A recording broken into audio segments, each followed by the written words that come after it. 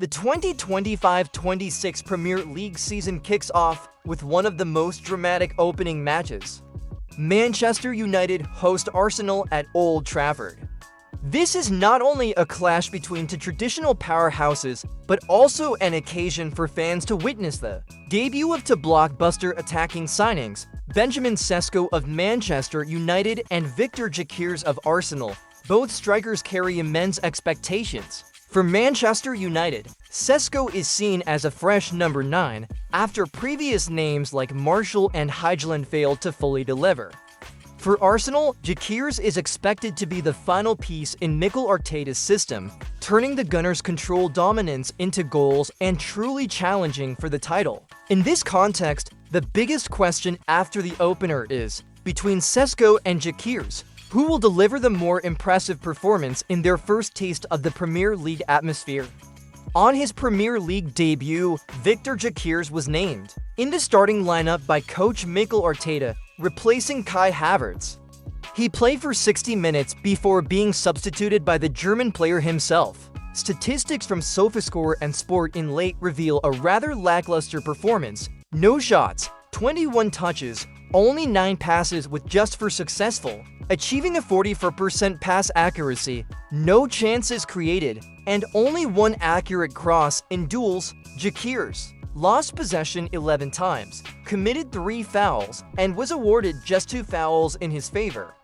These are clearly not the numbers of a seamless integration. Notably, Jakirs didn't even register a shot on target, ending a streak of 69 consecutive matches with at least 1 shot on target since April 2023. In fact, the last time Jakirs had no shots on target in a league match was when he played for Coventry City against Birmingham in April 2023. However, Jakirs' performance wasn't entirely negative. He showed decent ball retention and physicality in duels, creating intense clashes with Matthijs de Ligt and earning a few free kicks to slow the tempo. The Swedish striker's presence also allowed Arsenal to experiment with a more direct attacking style, moving away from their usual reliance on intricate passing. That said, the limitations overshadowed the positives. In moments of open space, Jakirs' heavy touches caused him to miss the rhythm of attacking moves. He was almost completely neutralized by Manchester United's defense, forced to drop deep to support without finding space to create breakthroughs. When Kai Havertz came on in the 60th minute, Arsenal instantly gained more fluidity in link-up play, off-ball movement, and escaping pressure, further highlighting Jakirs' disconnect in a system that demands high tactical discipline and short passing coordination under Arteta. Overall, this was a lackluster debut for Jakirs, aligning with the views of experts tracking Sporting, who noted he needs more time to adapt to the Premier League's pace and Arsenal's stringent control philosophy. If Arteta finds a way to maximize Jakirs' strength and decisiveness, the player could become a fearsome weapon. But at Old Trafford, his impact was far too minimal. In contrast, Benjamin Sesko didn't start but was brought on by coach Ruben Amorim from the bench in the 59th minute. His 31 minutes on the pitch were enough to leave notable highlights. According to SofaScore and Sports Illustrated, Sesko had 2 shots, but none on target, 7 touches, completed 4 out of 5 passes for an 80% accuracy, created 2 key passes for teammates, lost possession only once, and won 1 aerial duel. Cesco's biggest strength was his proactivity and directness. Right after coming on, he constantly moved into Arsenal's 16.5-meter area, forcing defenders Saliba and Gabriel to stay on high alert. His bold style, ready to spin and shoot at any glimpse of space, created what can be called chaotic pressure. Of course, Cesco's debut wasn't perfect. He failed to land a shot on target, showing the limitations in positioning and finishing under pressure. Against Arsenal's solid center-back pairing, Cesco couldn't showcase his aerial ability much. Additionally, the Premier League's intense physicality and pace will demand faster adaptation from Cesco in both processing speed and physical conditioning. However, in just over 30 minutes, Cesco left clear positive signs. He displayed the image of a young, energetic striker, ready to shoot and capable of being a game-changing spearhead, something Manchester United have long craved. If he continues developing under Amorim's guidance, Cesco has the potential to become a new explosive force in the Red Devils' rebuilding journey. When placing Benjamin Cesco and Viktor Jakirs side by side, their stylistic differences are stark. Cesco, in just over 30 minutes, immediately brought a direct, opportunity-seeking approach, playing like a modern center forward.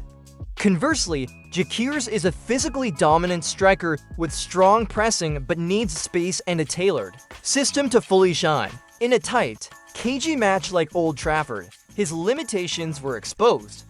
The stats from SofaScore reinforce this contrast. Cesco with 2 shots to key passes and 80% pass accuracy. Jakirs with no shots, no chances created, and just 44% pass accuracy. These numbers accurately reflect their differing impact on the game. Cesco remained dangerous with every touch, leaving an impression with his link-up play, shooting that kept Arsenal's defense on edge, while Jakirs was nearly invisible, with few touches, little connection to Arteta's possession system, and no attacking spark. Psychologically, fan reactions post-match also diverged. For Manchester United, Cesco's performance was viewed optimistically.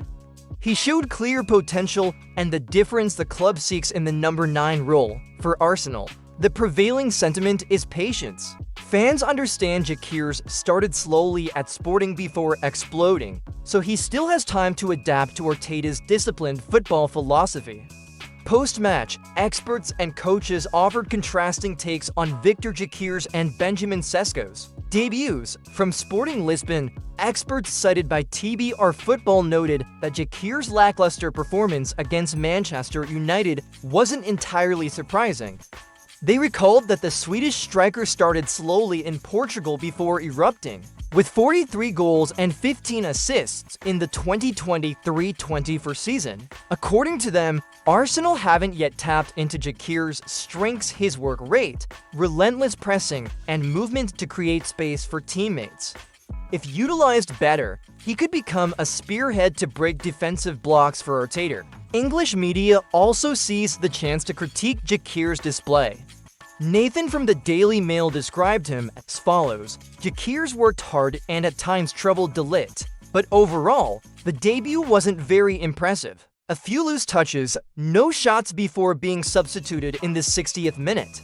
Jakirs struggled to hold the ball, leaving Arsenal with no chance to break through under pressure. For Manchester United, coach Ruben Amorim stated that the Premier League is a different challenge, with less space and higher pace. He believes his former Sporting pupil will soon adapt to the league and expressed optimism about Cesco, noting that the Slovenian striker has the qualities to become United's main center forward, combining speed, strength, and intelligent movement. After their Old Trafford debuts, the prospects for Benjamin Cesco and Viktor Jakirs in the 2025-26 season are heading in different but equally promising directions. Overall, both performances were underwhelming. Cesco faced less criticism, having come off the bench and played just 30 minutes compared to Jakirs, starting from the outset. However, this is only the starting point, and it's far too early to judge who will succeed more. Cesco showed more positive signs, but Jakirs has a long season ahead to prove his worth, especially if Arsenal find ways to harness his strongest qualities. In their next matches, Arsenal face Leeds United at home, while United travel to Fulham's Craven Cottage. Both opponents are weaker than the Big Six, offering Cesco and Jakirs chances to open their accounts in the new season, boosting confidence for a successful campaign.